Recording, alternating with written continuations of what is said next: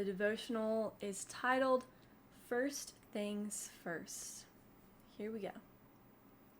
We live in an increasingly divided world. There's a line that's been drawn in the sand. It seems like half of us are on one side and half of us are on the other side.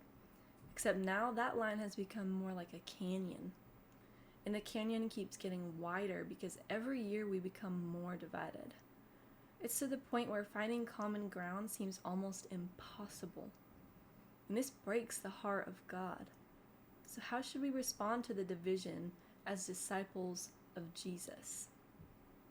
First, we have to always remember to keep the main thing the main thing. What is the main thing? The good news of Jesus, the gospel. So what is the gospel and how does it affect how we think about the things which divide us, including even politics, the forbidden subject? The gospel is the good news that through the life, death, and resurrection of Jesus, God has become king, and his kingdom is coming on earth as it is in heaven. Why is this good news? Because our God is a much different and much better king than the rulers and leaders of our world, and because everyone is invited to be part of his kingdom. You are invited, they're invited, even the people who support that person you don't like.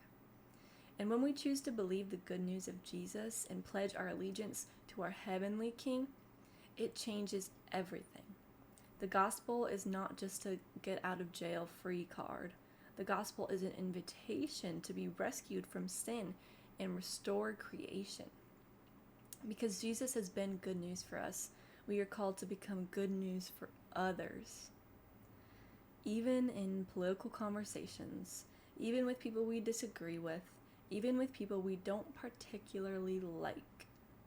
When we remember to keep the main thing, it changes how we do everything.